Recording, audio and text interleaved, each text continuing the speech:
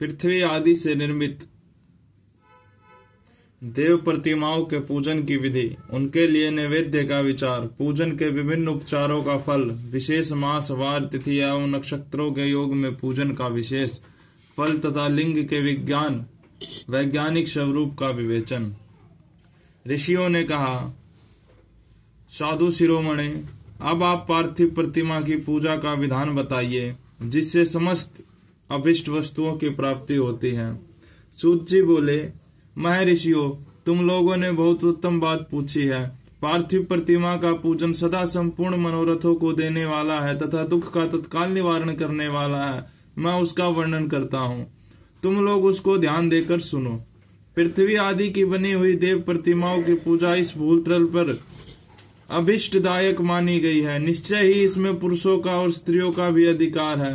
नदी, पोखरे अथवा कुएं प्रवेश करके पानी के भीतर से मिट्टी ले आए, फिर गंध चूर्ण के द्वारा उसका संशोधन करे और शुद्ध मंडप में रखकर उसे महीन पीसे और साने।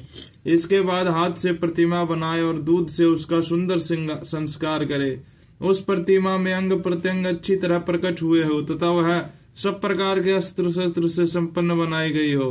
तदंतर उसे पद्मासन पर स्थापित करके आदि पूर्वक उसका पूजन करे। गणेश, सूर्य, विष्णु, दुर्गा और शिव की प्रतिमा का, शिव का एवं शिवलिंग का द्विजगो सदा पूजन करना चाहिए। षोडशोपचार पूजन जनित फल की सिद्धि के लिए 16 उपचारों द्वारा पूजन करना चाहिए। पुष्प से प्रोक्षण और मंत्र पाठ पूर्वक अभिषेक करे। अगहनी के चावल से नैवेद्य तैयार करे। सारा नैवेद्य एक कुडव लगभग पाव भर होना चाहिए। घर में पार्थिव पूजन के लिए एक कुडव और बाहर किसी मनुष्य द्वारा स्थापित शिवलिंग के पूजन के लिए 1% शेर भर नैवेद्य तैयार करना आवश्यक है, ऐसा जानना चाहिए। देवताओं द्वारा स्थापित शिवलिंग के लिए 3 शेर नैवेद्य अर्पित करना चाहिए और स्वयं प्रकट हुए स्वयंभू के लिए 5 शेर। ऐसा करने पर पूर्ण फल की प्राप्ति समझनी चाहिए। इस प्रकार सहस्त्र बार पूजा करने से द्विज सत्यलोक को प्राप्त कर लेता है। 12 अंगुल चौड़ा, इससे दूना और 1 अंगुल अधिक अर्थात 25 अंगुल लंबा तथा 15 अंगुल चौड़ा जो लोहे या लकड़ी का बना हुआ पात्र है उसे विद्वान पुरुष शिव कहते हैं। उसका 8वां भाग प्रशस्त कहलाता है जो 4 कुड्डव के बराबर माना गया है। मनुष्य द्वारा स्थापित शिवलिंग के लिए 10 प्रस्त, ऋषियों द्वारा स्थापित शिवलिंग के लिए 100 प्रस्त और स्वयंभू शिवलिंग के लिए 1 सहस्त्र नैवेद्य निवेदन किया तथा जल, तेल आदि एवं गंध द्रव्यों की भी यथा योग्य मात्रा रखी जाए तो उन शिवलिंगों की महापूजा बताई जाती है। देवता का अभिषेक करने से आत्म शुद्धि होती है, गंध से पुण्य की प्राप्ति होती है, नैवेद्य लगाने से आयु बढ़ती और तृप्ति होती है, धूप निवेदन करने से धन की प्राप्ति होती है, दीप दिखाने से ज्ञान का उदय होता है और तांबूल समर्पण करने से भोग की उपलब्धि होती है।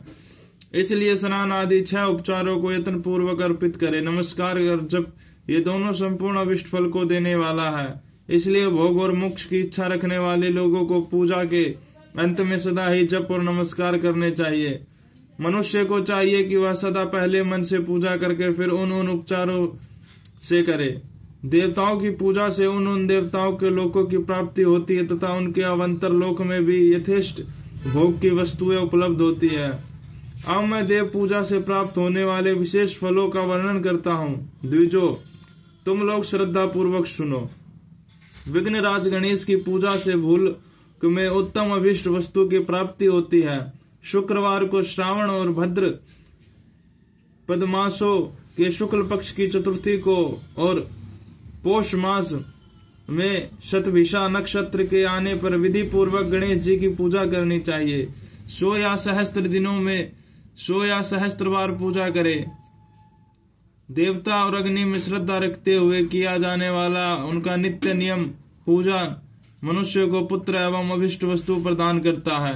वह समस्त पापों का शमन तथा भिन्न भिन्न दुष्कर्मों का विनाश करने वाला है। विभिन्न वारों में की हुई शिव आदि की पूजा को आत्म शुद्धि प्रदान करने वाली समझना चाहिए। वार या दिन, तिथि, नक्षत्र और योगों का आधार है। समस्त कामनाओं को देने वाला है। उसमें वृद्ध और क्षय नहीं होता, इसलिए उसे पूर्ण ब्रह्म स्वरूप मानना चाहिए। सूर्योदय काल से लेकर सूर्योदय काल आने तक एक वार की स्थिति मानी गई है, जो कि ब्राह्मण आदि सभी वर्णों के कर्मों का आधार है। वेद तिथि के पूर्व भाग में की हुई देव पूजा मनुष्य को पूर्ण भोग प्रदान करने वाली होती है। यदि मध्याह्न काल के बाद तिथि का आरंभ होता है तो रात्रि युक्त तिथि का पूर्व भाग पितरों के श्राद्ध कर्म के लिए उत्तम बताया जाता है। ऐसी तिथि का प्रभाग ही दिन से युक्त होता है, अतः देव वही देव कर्म है के लिए प्रशस्त माना गया है। यदि मध्याह्न काल तक तिथि रहे तो उद्यव अपनी तिथि को ही देव कार्य में ग्रहण करना चाहिए।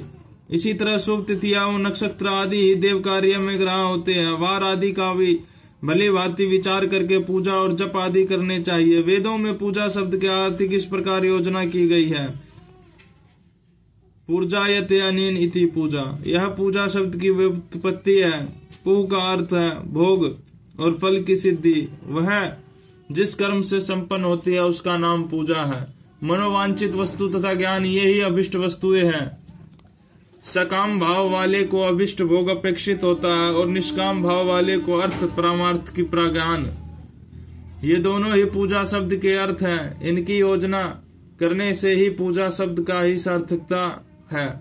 इस प्रकार लोक और वेद में पूजा शब्द का अर्थ विख्यात है। नित्य और नियमित कर्म कालांतर में फल देते हैं, किंतु काम्य कर्म का आदि भली भांति अनुष्ठान हुआ तो वह तत्काल फलद होता है।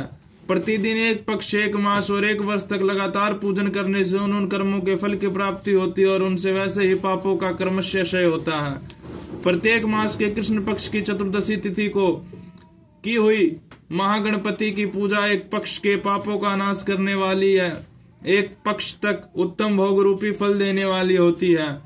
चैत्र मास में चतुर्थी की हुई पूजा एक मस्तक किए गए पूजन का फल देने वाली होती है और जब सूर्य सिंह राशि पर स्थित हो उस समय भाद्रपद मास की चतुर्थी की हुई गणेश जी की पूजा एक वर्ष तक मनोवांछित भोग प्रदान करती है, ऐसा जानना चाहिए।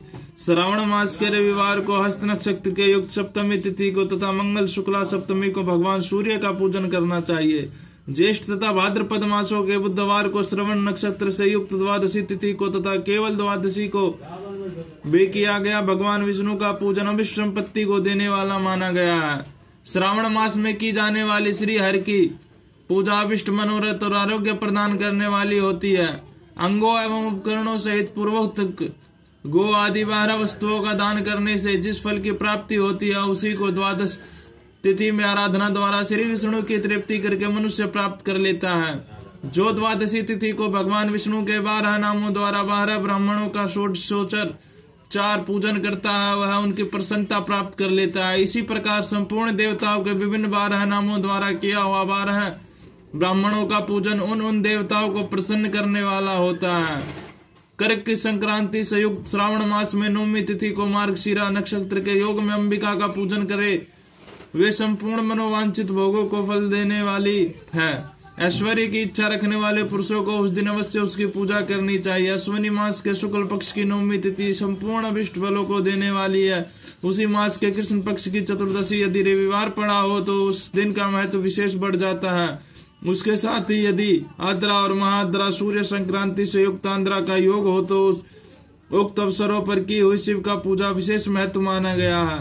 माघ कृष्ण चतुर्दशी की हुई शिव जी की पूजा संपूर्ण अभिष्ट फलों को देने वाली है। वह मनुष्य की आयु बढ़ाती है, मृत्यु कष्ट को दूर हटाती है और समस्त सिद्धियों को प्राप्ति कराती है। ज्येष्ठ मास में चतुर्दशी को यदि महाद्रा का योग हो अथवा मार्गशीर्ष मास में किसी भी तिथि को यदि आद्रा नक्षत्र हो तथा तो उस अवसर पर विभिन्न वस्तुओं की बनी हुई मूर्ति के रूप में शिव को जो 16 उपचारों से पूजा करता है उस पुण्यात्मा के चरणों का दर्शन करना चाहिए। भगवान शिव का पूजा मनुष्यों को भोग और मोक्ष देने वाला है, ऐसा जानना चाहिए। कार्तिक मास में प्रत्येक वार और तिथि आदि में महादेव जी की पूजा का विशेष महत्व है। कार्तिक मास आने पर विद्वान पुरुष दान तप होम जप और नियम आदि के द्वारा समस्त देवताओं का षोडशोपचारों से पूजन कर उस पूजन में देव प्रतिमा ब्राह्मण तथा मंत्रों का उपयोग आवश्यक है। ब्राह्मणों को भोजन कराने से भी वह पूजन कर्म संपन्न होता है।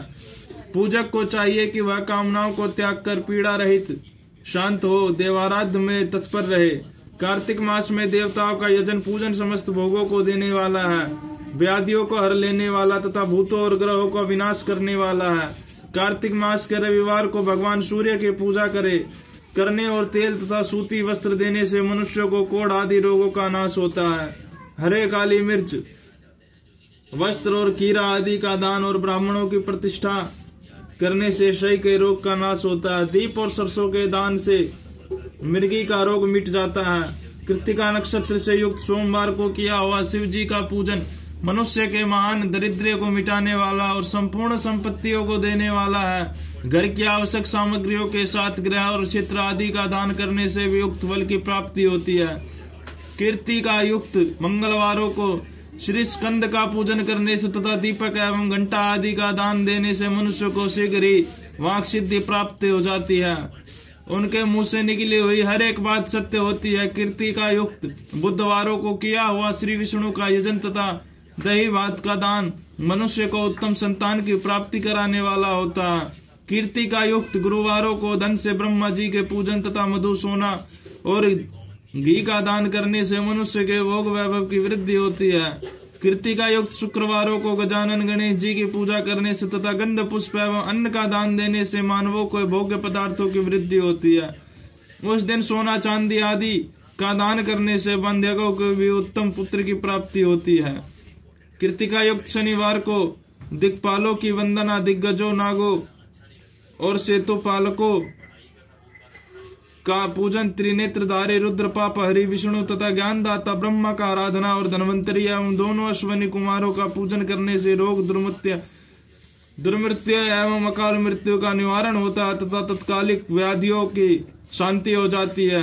नमक, लोहा, तेल और उड़द आदि का त्रिकूट, सोठ, पीपल और गोल मिर्च, फल, गंध और जल आदि का तथा घृत आदि द्रव पदार्थों का और स्वर्ण, मोती आदि कठोर वस्तुओं का भी दान देने से स्वर्गलोक की प्राप्ति होती है। इनमें से नमक आदि का मान कम से कम 1 प्रशस्त शेर होना चाहिए और स्वर्ण आदि का मान कम से कम 1 पल। धन की संक्रांति से युक्त पौष मास में उस काल में शिव आदि समस्त देवताओं का पूजन क्रमशः समस्त सिद्धियों की प्राप्ति कराने वाला होता है। इस पूजन में अगहनी के चावल से तैयार किए गए हविष्य का नैवेद्य उत्तम बताया जाता है। पौष मास में नाना प्रकार के अन्न का नैवेद्य विशेष महत्व रखता है। मार्ग शीर्ष मास में केवल अन्न का दान करने वाले मनुष्य को ही संपूर्ण अभिष्ट फलों की प्राप्ति हो जाती है। मार्ग शीर्ष मास में अन्न का दान करने वाले मनुष्य के सारे पाप नष्ट हो जाते हैं। अभिष्ट सिद्धि, आरोग्य, धर्म का, वेद का सम्यक ज्ञान, उत्तम अनुष्ठान का फल, इहलोक और परलोक में महान भोग, अंत में सनातन योग, मोक्ष तथा वेदांत ज्ञान की सिद्धि प्राप्त कर लेता है। जो भोग की इच्छा रखने वाला वह मनुष्य मार्ग शीर्ष मास आने पर कम से कम 3 दिन भी उस काल में अवश्य देवताओं का पूजन करे और पौष मास को पूजन से खाली न जाने दे। उस काल से लेकर संगम काल तक ये पौष मास में पूजन का विशेष महत्व बताया गया है। पौष मास में पूरे महीने भर जितेंद्रिय और निराहार रहकर द्विज प्रातः काल से मध्याह्न काल तक वेद माता गायत्री का जप करे। तत्पश्चात रात को सोने के समय तक पंचाक्षर आदि मंत्रों का जप करे। ऐसा करने वाला ब्राह्मण ज्ञान पाकर शरीर छूटने के बाद मोक्ष प्राप्त कर लेता है। द्विजेतर नर नारियों को त्रिकाल स्नान और पंचाक्षर मंत्र के ही निरंतर जप से विशुद्ध ज्ञान प्राप्त हो जाता है। इष्ट मंत्रों का सदा जप करने से बड़े पापों का विनाश हो जाता है। सारा चराचर जगत बिंदु नाद स्वरूप है। बिंदु शक्ति है और नाद शिव है। इस तरह यह जगत शिव शक्ति स्वरूप ही है। नाद बिंदु का और बिंदु का इस जगत का आधार है। ये बिंदु और नाद शक्ति और शिव संपूर्ण जगत के आधार रूप से स्थित है। बिंदु और नाद से युक्त सब कुछ शिव रूप है, क्योंकि वही सबका आधार है। आधार में ही आद्य का समावेश है अथवा लय होता है। यही सरलीकरण है। इस सकलीकरण की स्थिति से ही सृष्टि काल में जगत का प्रादुर्भाव होता है, इसमें संशय नहीं है। शिवलिंग बिंदु नाद स्वरूप है, अतः उसे जगत का कारण बताया गया है। बिंदु देव और नाद शिव इन दोनों का संयुक्त रूप ही शिवलिंग कहलाता है। अतः जन्म के संकट से छुटकारा पाने के लिए शिवलिंग की पूजा करनी चाहिए। बिंदु रूपा देवी उमा माता है और नाथ स्वरूप भगवान शिव पिता। इन माता पिता के पूजित होने से परमानंद की भी प्राप्ति होती है। अतः परमानंद का लाभ लेने के लिए शिवलिंग का विशेष रूप से पूजन करे।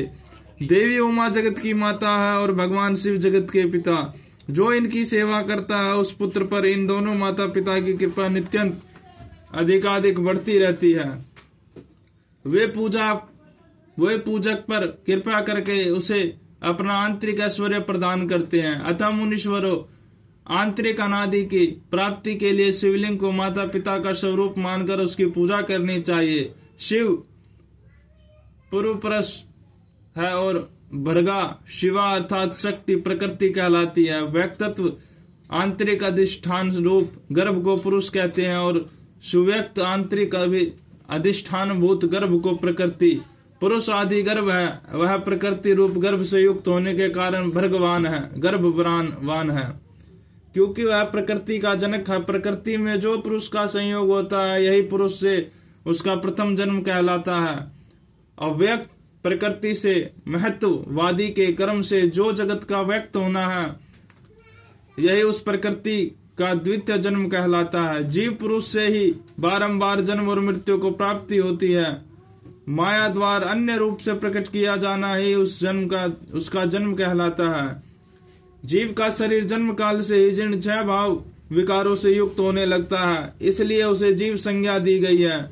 जो जन्म लेता है और विविध पाशों द्वारा तनाव बंधन में पड़ता है उसका नाम जीव है। जन्म और बंधन जीव शब्द का अर्थ ही है। अतः जन्म मृत्यु रूपी बंधक की निवृत्ति के लिए जन्म के अधिष्ठान भूत मातृ पितृ स्वरूप शिवलिंग का पूजन करना चाहिए। गाय का दूध, गाय का दही और गाय का घी, इन तीनों के पूजन के लिए शहद और शक्कर के साथ पृथक पृथक भी रखे और इन सबको मिलाकर सम्मिलित रूप से पंचामृत भी तैयार कर ले। इनके द्वारा शिवलिंग का अभिषेक एवं स्नान कराए। फिर गाय के दूध और अन्न के मैल से नैवेद्य तैयार करके प्रणव मंत्र के उच्चारण पूर्वक उसे भगवान शिव को अर्पण करे। संपूर्ण प्रणव को ध्वनि लिंग कहते हैं। स्वयंभू लिंग नाद स्वरूप होने के कारण नाद लिंग कहा गया है। यंत्र यार्घ्य बिंदु स्वरूप होने के कारण बिंदु लिंग के रूप में विख्यात है। उसमें अचल रूप से प्रतिष्ठित जो शिवलिंग है वह मकार स्वरूप है, इसलिए मकार लिंग कहलाता है। सवारी निकालने आदि के लिए जो चरलिंग होता है वह उकार स्वरूप होने से उकार लिंग कहलाता है। पूजा की दीक्षा देने वाले जो गुरु या आचार्य उनका विग्रह आकार का प्रतीक होने से आकार लिंग माना गया है। इस प्रकार आकार, उकार, मकार, बिंदु, नाद और ध्वनि के रूप में लिंग के 6 भेद हैं। इन 6 लिंग की नित्य पूजा करने से साधक जीवन मुक्त हो जाता है, इसमें संशय नहीं है।